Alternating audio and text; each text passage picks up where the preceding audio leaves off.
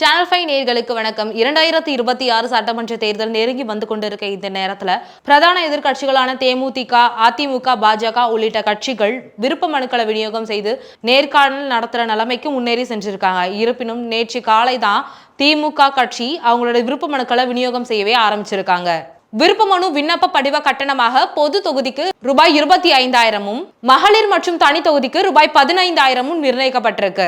அண்ணா அறிவாலயத்தில் விருப்ப மனுக்களை வாங்கி பூர்த்தி செய்தவர்கள் உடனடியாக வழங்கலாம் என்று அறிவிக்கப்பட்டிருக்கு.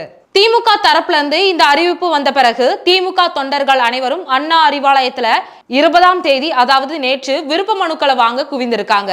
விருப்ப மனுக்களை வாங்கிய பல பேர் முதல்வர் பேரிலும் துணை முதல்வர் பேரிலும் விண்ணப்பத்தை பூர்த்தி செய்து தங்கள் விரும்பும் தொகுதிகளில் போட்டியிடுவதற்கான விண்ணப்ப கட்டணத்தை கட்டி விநியோக குழுவிடம் கொடுத்திருக்காங்க.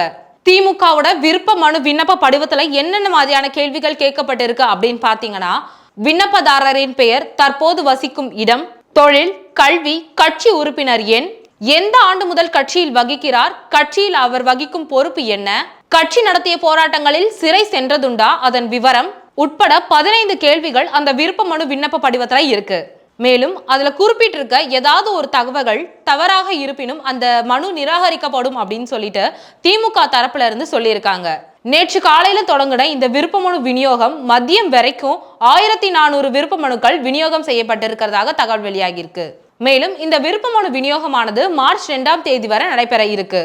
மேலும் தேமுதிக தரப்புல விருப்ப மனுக்களை வாங்கி விண்ணப்பித்து சமர்ப்பித்தவர்களிடம் இன்று நேர்காணல் நடத்தியிருக்காங்க. இந்த நேர்காணலையும் விருப்ப மனுதாரரின் பெயர், எந்த தொகுதியில வசிக்கிறாரு, அவருடைய வெற்றி வாய்ப்பு, எவ்வளவு ஆண்டு கட்சியில இருந்திருக்காரு, கட்சிக்காக என்னென்ன வேலைகளை செய்திருக்காரு, கட்சியில என்ன பொறுப்புகள் வைத்திருக்காரு அப்படின்ற கேள்வியெல்லாம் இந்த நேர்காணல்ல இருந்திருக்கு.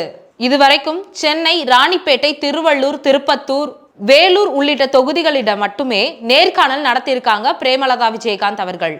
மேலும் தமிழ்நாட்டுல மற்ற இடங்கள்ல விருப்ப மனு அளிச்சவங்களிடமும் நேர்காணல் நடக்க இருக்கு.